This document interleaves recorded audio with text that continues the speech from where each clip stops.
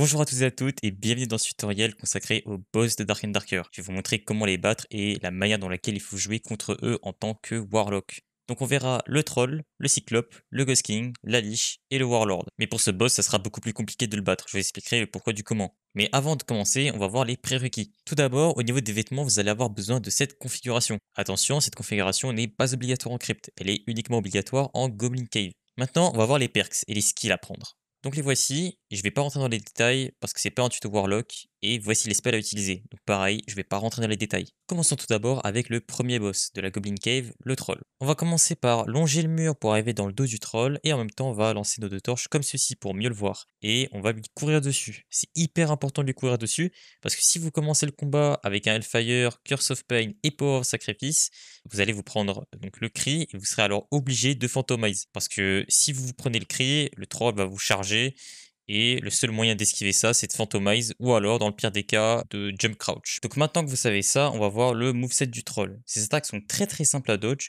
Le coup que vous allez le plus voir, c'est le balayage que vous pouvez esquiver juste en strafant vers la gauche. Et le coup vertical que vous pouvez aussi esquiver en strafant vers la gauche. Alors attention, si vous vous rapprochez du troll après le balayage, il peut effectuer un combo vertical. Mais pas de panique, vous pouvez aussi l'esquiver en strafant vers la gauche. Toujours sur le balayage, il peut effectuer un deuxième combo cette fois-ci plus long où il va enchaîner les attaques et il peut finir par faire un coup chargé que vous pouvez esquiver en vous rapprochant du troll et en vous accroupissant tout en regardant vers le bas ou vers le haut. Attention, si vous êtes un poil trop loin du troll, vous pouvez vous faire toucher et à partir de ce moment-là, il peut vous charger et avec le debuff de MS, ça sera très compliqué de jump crouch. On passe sur une autre attaque, l'écrasement, où vous allez voir le troll faire une longue attaque chargée où il va frapper le sol. Et si vous êtes au cac du troll, vous serez alors one shot. Pour esquiver l'attaque, vous devez juste vous éloigner, mais pas trop. Parce que si vous êtes trop loin, il peut ensuite enchaîner avec son cri, et vous serez alors obligé de fantomize ou de jump crouch. On passe à la dernière attaque, le cri.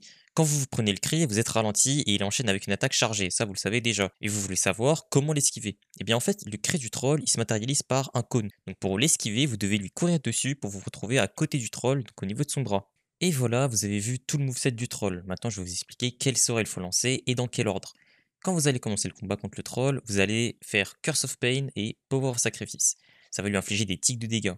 Après lui avoir mis ces deux spells, vous allez spammer l'Hellfire tout en visant la tête, parce que dans la tête, ça fait beaucoup plus de dégâts. Et dès que vous voyez qu'il n'y a plus de Curse of Pain ou de Power of Sacrifice sur le boss, vous les remettez et vous enchaînez avec du spam de Hellfire. Si vous êtes en train de charger un sort pendant qu'il commence son cri, vous devez alors cancel votre sort, lui courir dessus, revenir en arrière et recharger votre sort. Et c'est à peu près tout ce qu'il faut savoir pour le troll. Donc je résume, on strafe toujours vers la gauche, on met Curse of Pain plus Power of Sacrifice. Si on voit qu'il n'y a plus les curses, on les remet. Et derrière, on spam les Hellfire. Voilà, donc je vous laisse avec la game contre le troll.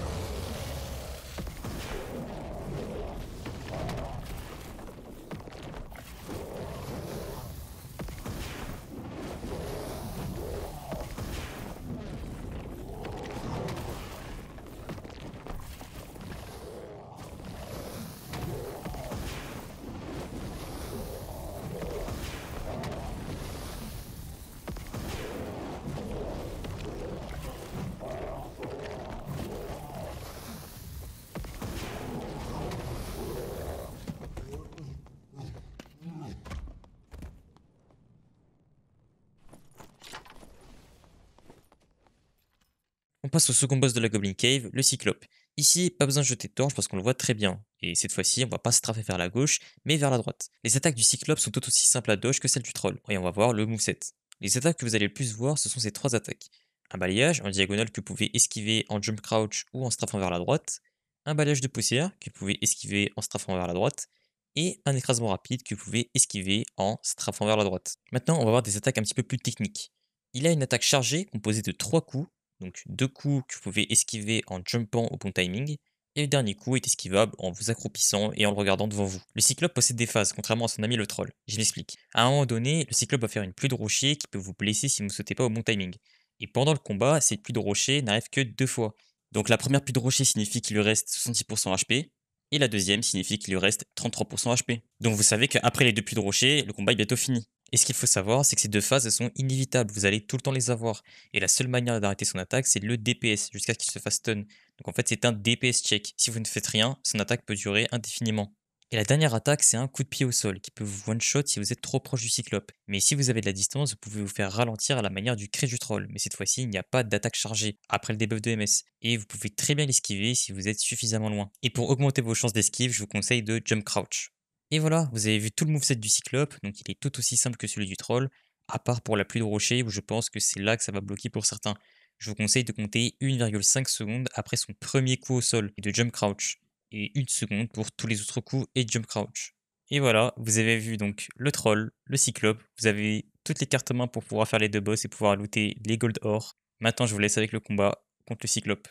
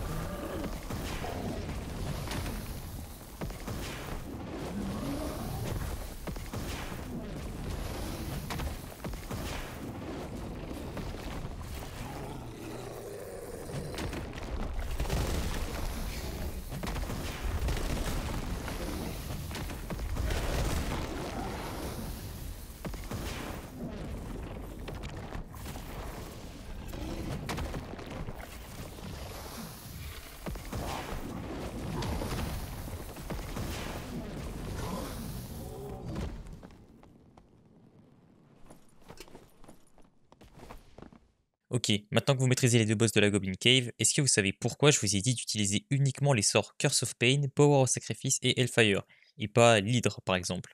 Eh bien en fait, on va utiliser l'Hydre pour le passing, donc en gros le chemin que vous allez vous frayer pour arriver jusqu'au boss. On va prendre un exemple de mon gameplay. Ici, j'ai spawn en Cave Altar, et par exemple j'ai envie de faire le troll en premier, donc le passing que je vais adopter va être celui-ci. Et pour le passing, on va utiliser Hellfire et l'Hydre.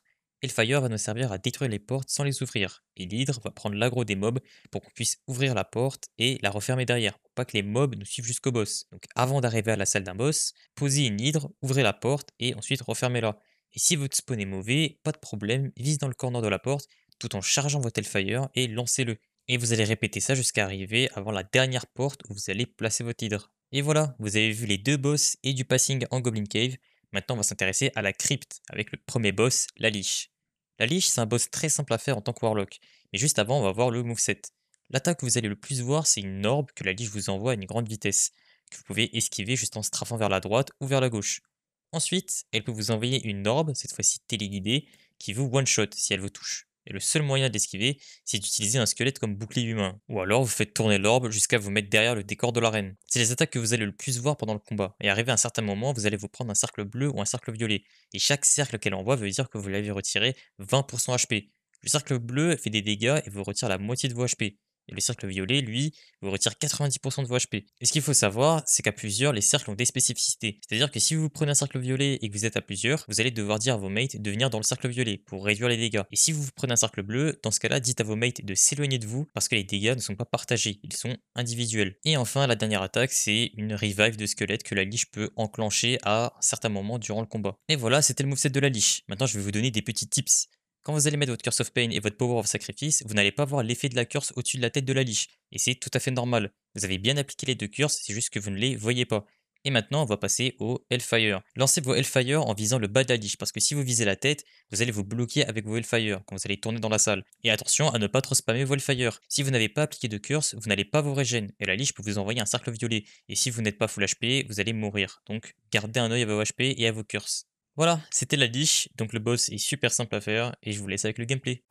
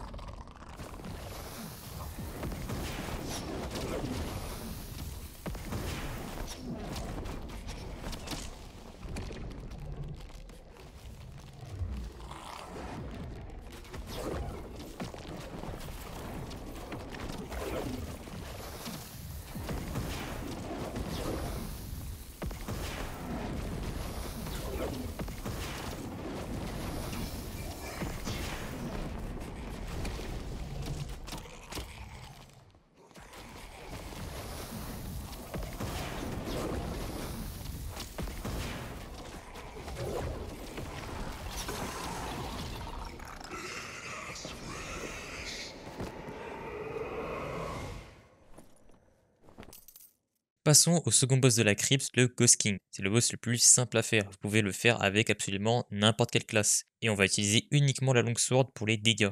Et maintenant, on va voir son moveset. L'attaque que vous allez le plus voir, c'est une rangée d'orbes noirs que vous pouvez esquiver en jumpant puis en crouchant pendant la descente et regarder vers le bas. Le timing est très facile à trouver. Ensuite, il peut se téléporter sur vous et vous infliger des dégâts. Et il crée une zone de slow à l'endroit où il a TP. Ces zones de slow vous font gagner des stacks de ralentissement. Plus vous avez des stacks, plus vous êtes ralenti. Et si vous êtes beaucoup trop ralenti et que le Ghost King se TP sur vous, ça va vous faire beaucoup plus de dégâts. Ensuite, il a un cri qui fait des dégâts et qui veut dire que vous l'avez retiré 20% HP.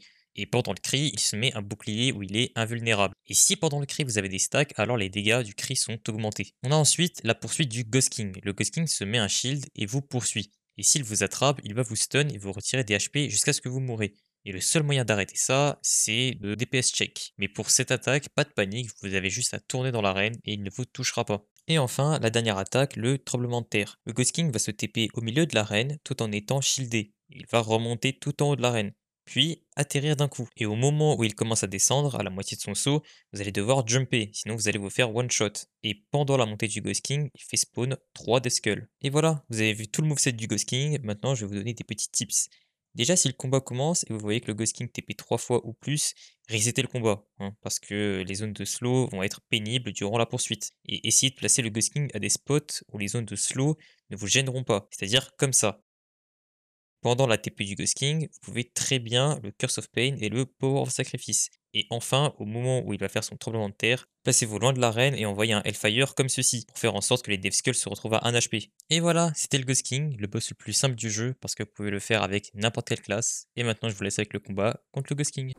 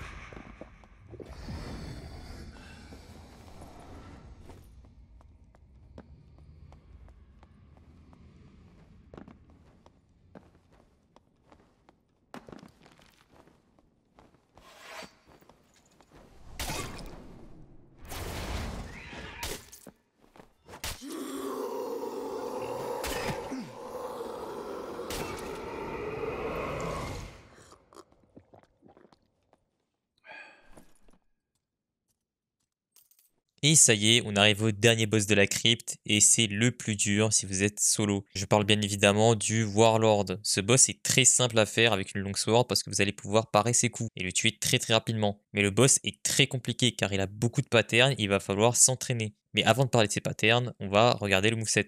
Quand le combat va commencer, le Warlord va faire spawn ses sbires qui peuvent vous attaquer. Ensuite, durant cette phase, il place des zones en forme de cône. Quand vous êtes à l'intérieur, vous gagnez des stacks. Et à 5 stacks, vous êtes enfermé dans une cage. Et le seul moyen de s'en sortir, c'est de mettre des coups de longsword. Ou alors de phantomize et attendre que les sbires cassent la cage par eux-mêmes. Pendant la phase, il ne pose que 2 zones. Il y a un ordre. Je m'explique. Le combat commence, les sbires spawn. Puis, il vous envoie une zone dans votre direction.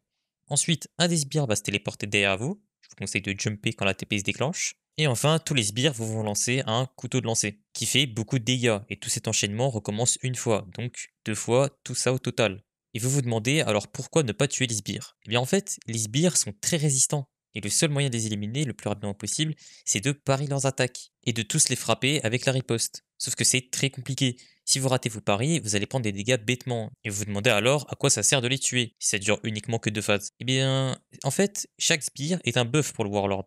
C'est-à-dire que chaque sbire fait augmenter sa range d'attaque et ses dégâts. Si vous êtes à plusieurs, je vous conseille fortement d'avoir un cléric, parce que le cléric va pouvoir faire énormément de dégâts aux sbires, voire même les one-shot, tout ça grâce à son Holy Purification. Mais nous, on va se concentrer sur la méthode en solo. Donc je reprends. La phase commence, spawn de sbires, vous avez juste à tourner dans l'arène. Puis la zone, puis la TP de sbire, il faut jumper. Puis lancer de couteau. Vous pouvez jumper en regardant vers le bas. Puis la zone, puis TP sbire, puis lancer de couteau, et enfin les sbires explosent. Et attention à ça, parce que si vous êtes au corps à corps d'un sbire, au moment où il va exploser, ça peut vous one-shot, même en étant phantomized. Et après ça, le combat va enfin pouvoir commencer. Attention, les attaques du Warlord ont un ordre aléatoire, donc préparez-vous parce que c'est là que ça commence à se compliquer. Il a 2 attaques verticales. Une que vous pouvez parier en décalant sur la droite, ou alors si vous voulez l'esquiver, vous devez juste straffer vers la droite. Et la deuxième, c'est la même chose. Et pour celle-là, crouchez vers la droite et mettez votre pari à gauche pour augmenter vos chances de pari. Ensuite, il a un coup horizontal droite que vous pouvez parier en crouchant et en regardant vers le haut. Et il a 2 coups en diagonale. Un coup à gauche que vous pouvez parier en crouchant vers la droite et en pari à gauche. Et un vers la droite. Donc on parie en crouchant vers la gauche. Il a une TP, de la même manière que ses sbires, sauf que c'est lui qui se TP derrière vous. Et en dernière attaque, le lancer de couteau, que vous pouvez esquiver en crouchant et en regardant vers le bas ou vers le haut au bon timing. Et voilà, vous avez vu le moveset du Warlord. Et vous devez peut-être vous dire que c'est très compliqué, et ça l'est. Mais avec de l'entraînement, ce boss est tout aussi simple qu'un Ghost King. Pour vous aider, je vais faire un petit commentaire de mon gameplay pour que vous voyez un peu comment est-ce que je procède. Après que les sbires ont explosé, on va Curse of Pain le boss. On sort la longsword et on va regarder quelle attaque il fait. Ok, ça, c'est la deuxième attaque verticale. Donc on crouch vers la droite et on parie vers la gauche. Et pour optimiser le temps de récupération de votre personnage, pensez à mettre le deuxième coup de pari vers le bas pour que ça touche le sol. Il TP, donc on regarde devant nous et dès qu'il disparaît, on se retourne. Ok, encore la deuxième attaque verticale, donc on refait la même chose qu'avant. Ça, c'est le coup horizontal, vers la droite, donc on va dans le sens opposé, donc on crouch vers la gauche et on regarde vers le bas. Ça, c'est l'attaque en diagonale gauche, donc on crouch vers la droite et on parie vers la gauche. Et on tape toujours le sol après le deuxième hit. La TP, on attend, on se retourne. Deuxième coup vertical, on parie à gauche ou alors on crouch et parie à gauche. Ça, c'est l'attaque en diagonale droit, donc on crouch à gauche et on regarde vers le bas. Et on peut en profiter pour le hit avec notre second pari. Là, c'est le coup horizontal droite, donc on crouch à gauche et on parie en regardant vers le haut. Là, c'est le deuxième coup vertical, donc on strafe à droite ou on crouch à droite, horizontal gauche. Premier coup vertical, donc on parie à gauche. Coup diagonal gauche, on crouch à droite et on parie vers la gauche. Couteau de lancer, on attend un peu et on baisse la tête, soit en haut ou en bas. Toute la phase va recommencer, donc on va zoner les sbires. TP, on saute. Couteau de lancer, on saute en regardant vers le bas. Spawn d'une nouvelle zone.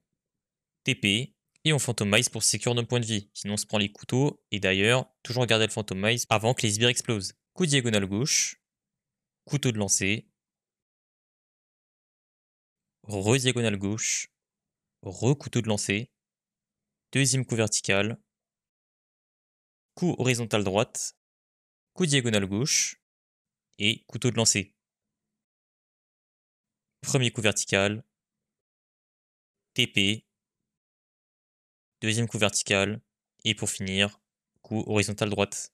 Donc pour ce boss, je vous ai guidé parce qu'il est très dur et sans être supervisé, ça peut être encore plus dur. Et petit tips pour vous aider contre le Warlord ou même le Ghost King, Utilisez une Sterling Blade, c'est une longsword qui possède 15% de physical damage contre les morts vivants. Et on arrive à la fin de ce tuto. J'espère qu'il vous a plu, ça m'a pris du temps de le faire, et j'espère qu'en contrepartie vous pourrez vous abonner, et passer me faire un petit coucou sur ma chaîne Twitch. Sur ce, c'était Zephyr, et good luck pour les boss.